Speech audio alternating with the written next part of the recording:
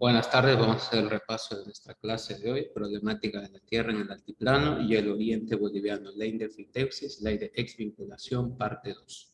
Ya hemos visto la clase pasada la temática que había con respecto a las tierras, la ley de fiteusis, el tema de la problemática de los presidentes que no reconocían las tierras comunitarias, las subastas, las ventas, todo lo que sucedía. Ahora vamos a ver la parte 2 de este tema. 2 años después, en marzo de 1866, Mariano Melgarejo decretó la obligación para los indígenas de gestionar sus títulos de propiedad. Para ello debían pagar entre 25 y 100 bolivianos, por lo que se les dio un plazo de 60 días. Después de ese plazo, las tierras entraron en subasta pública.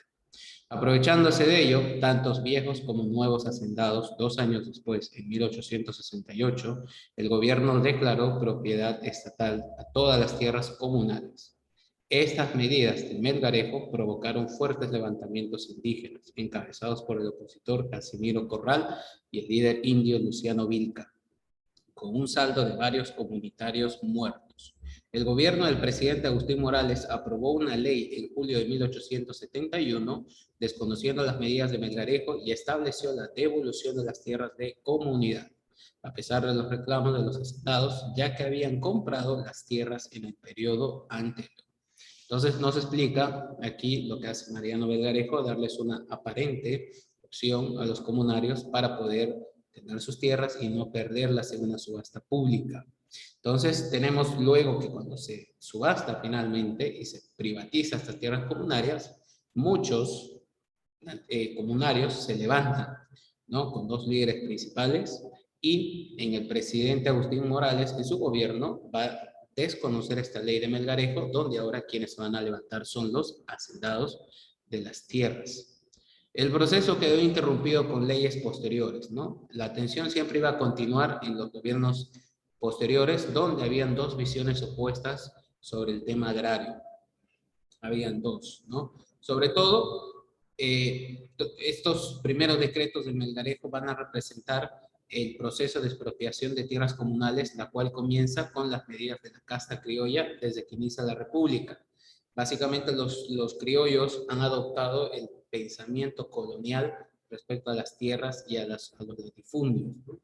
Entonces, aquí hay dos puntos: la ocupación de las tierras de los ayllus y la subordinación de la mano de obra indígena de manera gratuita hacia las haciendas, ¿no? Quiere decir, la ocupación de los ayllus de una tierra comunitaria, y luego lo que es las haciendas de Melgarejo. No, y la mano de obra gratuita que tenía que trabajar en las haciendas. Entonces, Melgarejo al final va a terminar subastando 356 comunidades a nivel nacional, de las cuales 321 son del Departamento de La Paz. Luego va a haber algunos gobiernos como el de Agustín Morales, Adolfo Baibián y Larión Daza, que van a defender las tierras comunitarias, y también Mariano Melgarejo, Tomás Frías y gobiernos conservadores y liberales que van a estar en contra de las tierras comunitarias. Tomás Frías, en 1874, promulga la ley de exvinculación, la cual se basa en el concepto de la individualidad, pues reconoce la propiedad personal de los indígenas sobre su tierra, pero rompía una estructura comunal. Cada nativo trabajaba en una sayana, parcela individual de la tierra, dentro de un ayllu, conjunto de tierras de varios comunarios. La ley de exvinculación respondía a una visión ideológica y modernizadora por los intereses de expansión de los latifundistas. Frías no aplicó la ley, la cual entró en vigencia después de un duro debate en la Convención de 1880. La puso en vigencia prácticamente sin modificaciones el 1 de octubre de 1880. O sea, se lanza el 74 esta ley, pero dura 6 años porque hay un debate para que sea aplicada.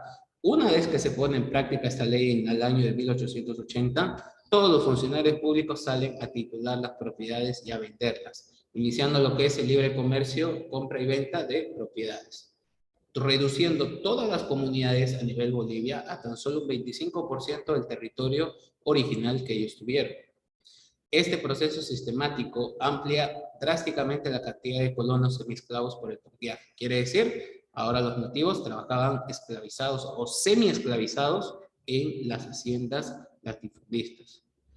El propósito de ampliar el latifundio para alcanzar la modernización del agro no mejoró las relaciones del trabajo ni la productividad. Recordemos la anterior clase que Dorado mencionaba que el indígena no podía tener la tierra porque no le podía sacar provecho. En cambio, si un blanco ocupaba la tierra, este blanco le podía sacar el mayor provecho posible a la tierra.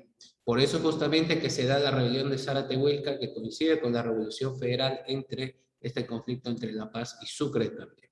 El presidente conservador Mariano Baptista promulga una ley de las estradas gomeras de 1895, con la cual declara como propiedad del Estado a todos los árboles productores de goma y adjudica a particulares nacionales y extranjeros las tierras del oriente y del norte amazónico, adoptando como una unidad de medida las estradas gomeras, donde van a aparecer Nicolás y Napoleón Suárez, que se beneficiaron con esta ley hasta acumular enormes fortunas de dinero.